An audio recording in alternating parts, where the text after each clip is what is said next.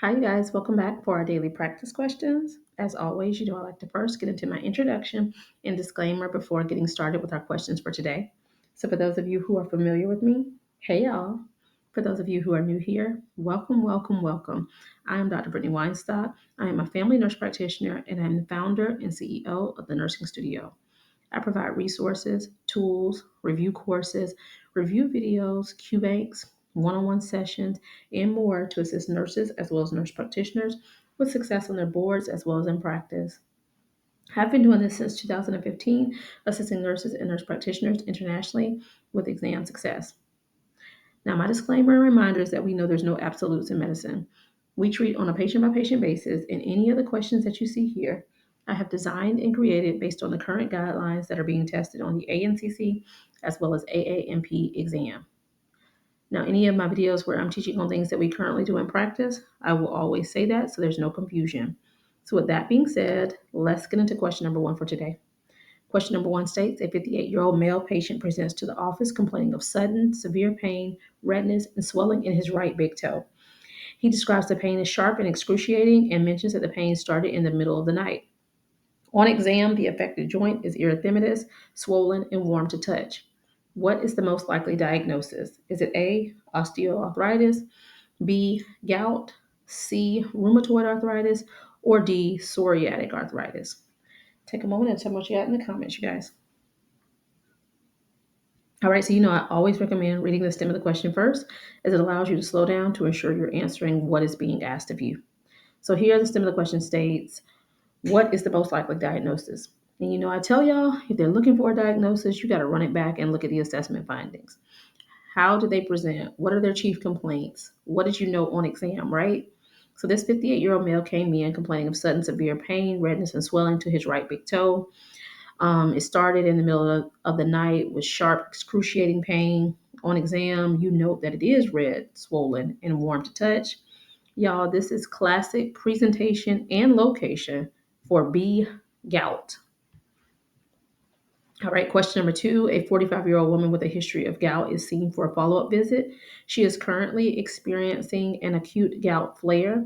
She is on allopurinol for chronic management and reports that she has been non compliant with her medication. What is the most appropriate next step in her management during this acute flare? Is it A, to increase the dose of allopurinol immediately to treat the flare? B, prescribe a short colchicine and advise resumption of allopurinol once the flare subsides? C, recommends stopping allopurinol and replacing it with colchicine during the flare. Or D, discontinue allopurinol and start on an NSAID for the flare. Take a moment and tell me what you got in the comments, you guys. All right, so step of the question here states, what is the most appropriate next step in her management during this acute flare? So acute is the key word here, right?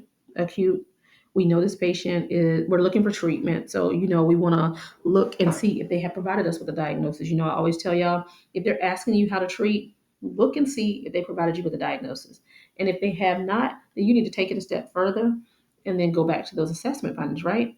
But here we know they're experiencing an acute gout flare. They have a history of gout.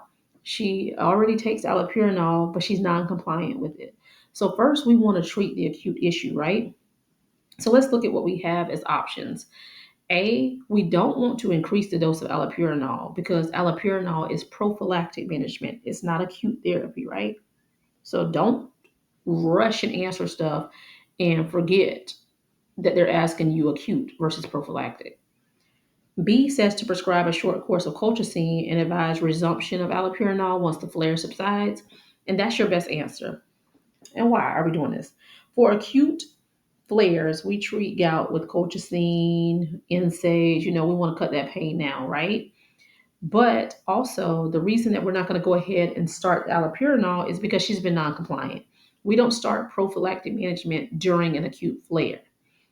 Now, if she's on it, there's no benefit of stopping it, but we don't start it during a flare.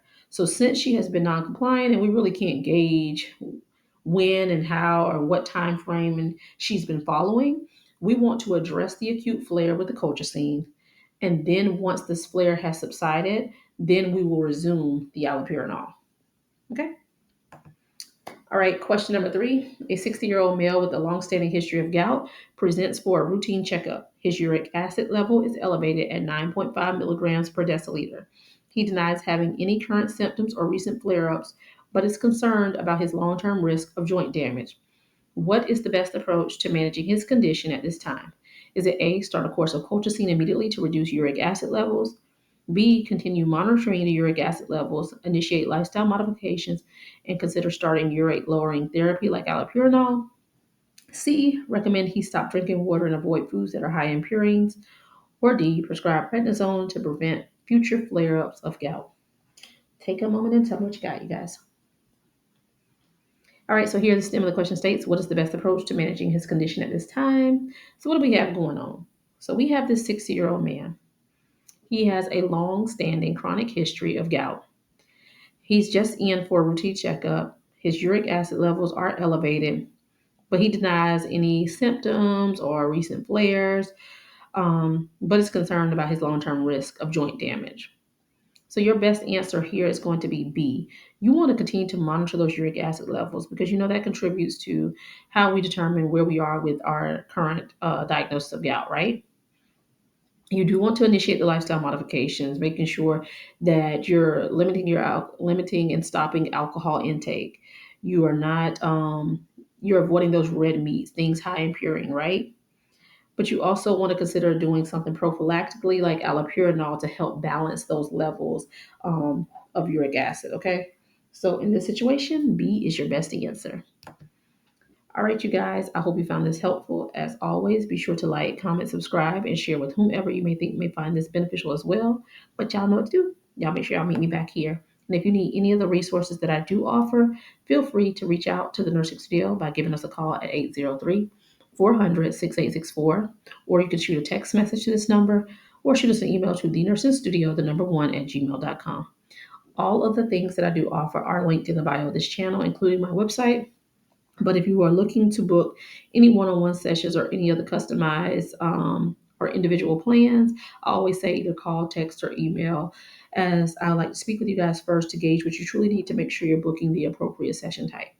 All right, you guys, y'all know what to do. Make sure y'all meet me back here. Happy studying. Bye, y'all.